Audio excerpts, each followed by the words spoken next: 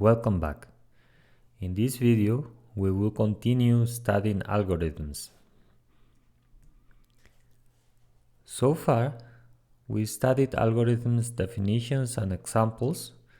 We saw what are conditionals and how to use them.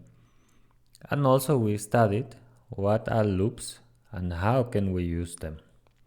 Always remember that we use algorithms to solve problems. Anytime that you want to create an algorithm, you must have the end in mind from the beginning. In other words, what problem you are trying to solve. In this video, we are going to see two examples on how can we use algorithms to solve specific problems. As a first example, we have to create an algorithm to calculate the factorial of a given number. The factorial of a number n is equal to 1 times 2 times 3 and so on. So let's start creating our algorithm.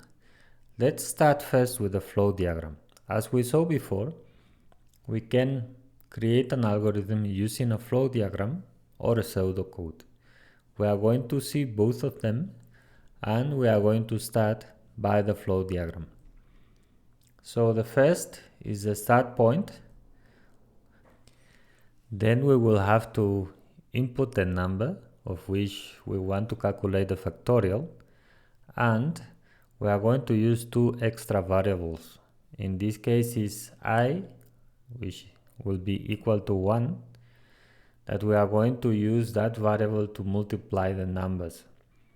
Remember, factorial is equal to 1 times 2 times 3 and so on. So we need a variable that first have the value of 1, then have the value of 2, then have the value of 3 and so on.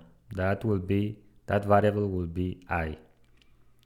And we also need a variable to store the multiplications, which in this case we are going to call the variable fact from factorial. So our condition to keep calculating the factorial, it will be that I is less than or equal than the number.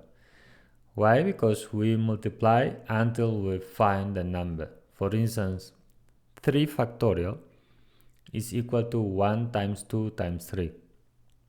4 factorial is equal to 1 times 2 times 3 times 4 and so on. That's why when I is equal number, then we can finish the calculations. So if the condition is true, then we just store the factorial.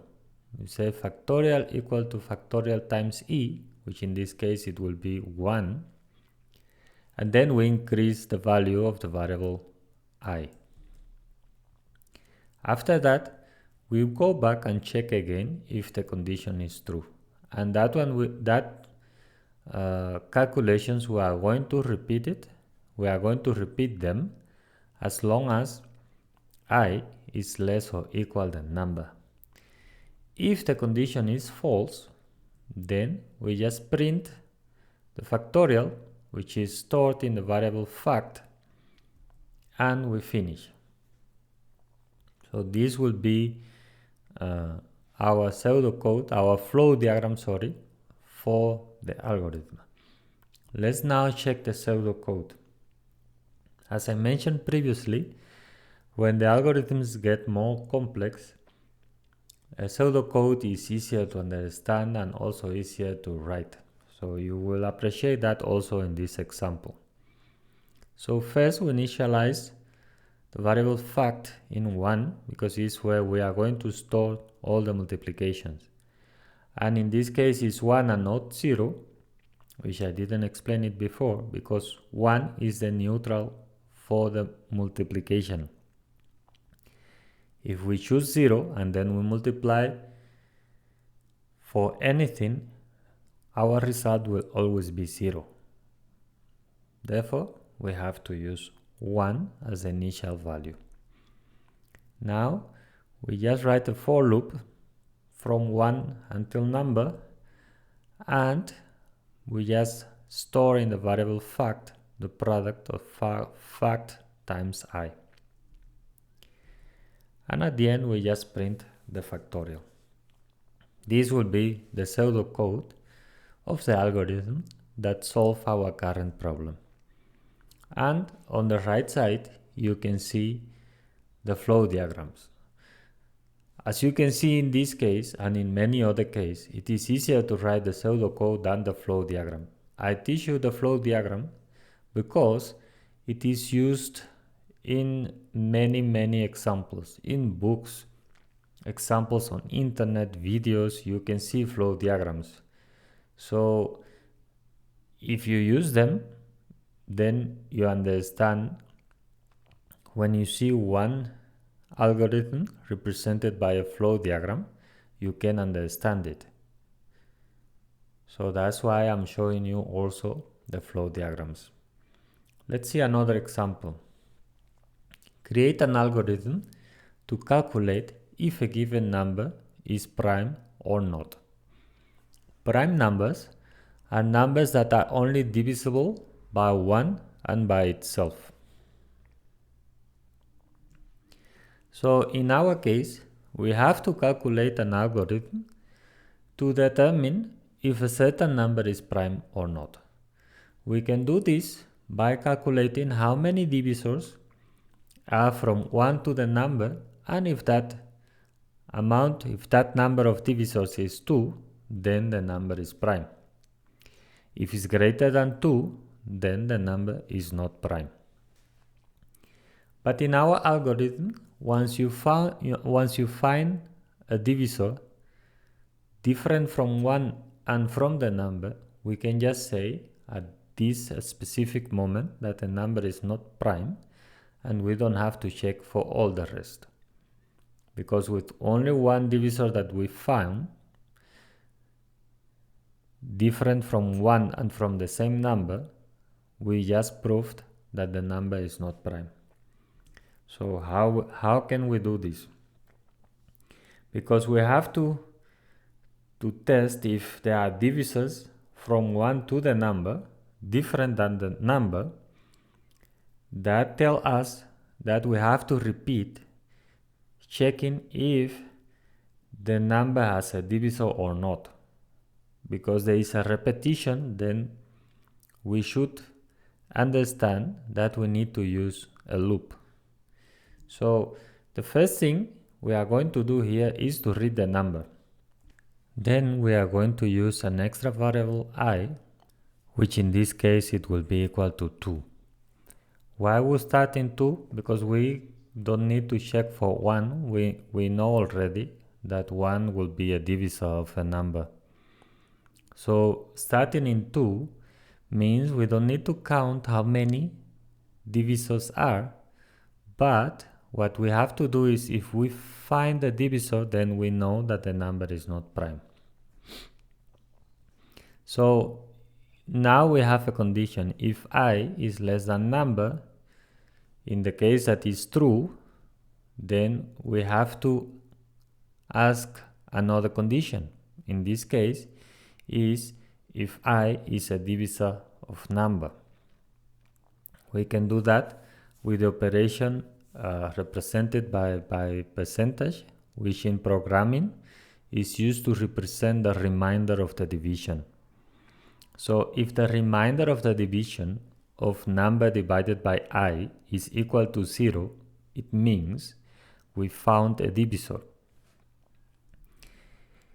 If the result of the condition is false, it means we didn't find a divisor.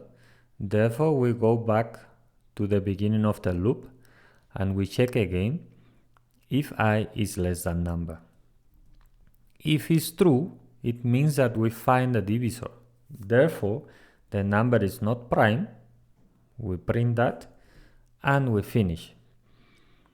But now what happens if in our first condition, if I less than number is false? If I less than number is false, it means that we never print that the number is not prime, therefore we never find a divisor. So in this case, we just print that the number is prime and then we finish. That will be our flow diagrams to solve this problem. So let's see now the pseudocode. For the pseudocode, we read the number, then we start the for loop, in this case from 2 to number. Then we write a condition if the remainder of the division of number divided by e is equal 0, means I is a divisor of number and I is different than 1 and the number itself. Therefore the number is not prime. We just print that and we finish. We don't have to check for any other number because we know that now number is not prime.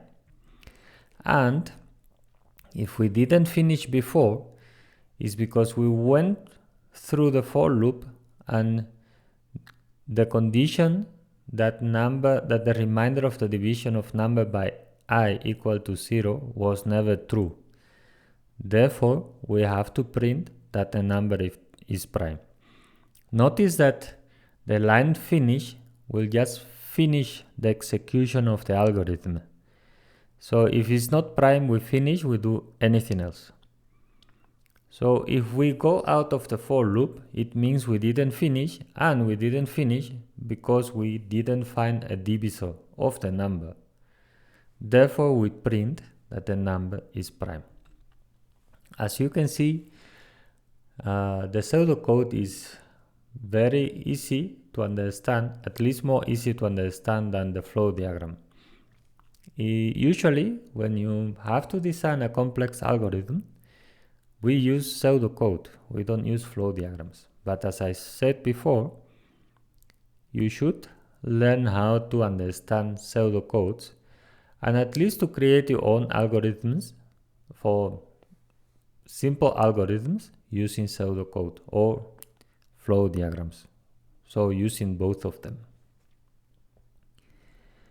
So here I'm giving you homework where you can test yourself if you understood how to create algorithms.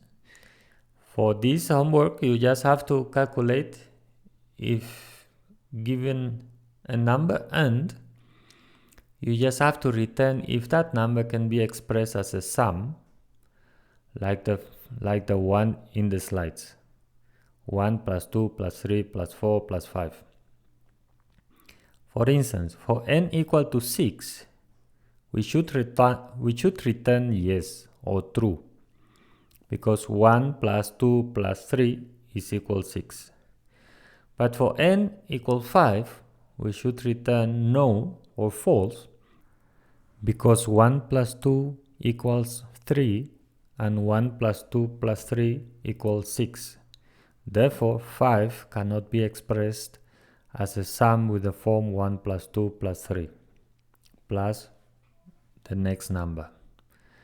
So I want you to try to solve this on your own, and if you cannot solve it, just leave a comment below so I can give you directions on what you can do for you to solve this problem using conditionals and loops. Thank you very much for watching, and I will see you on the next video.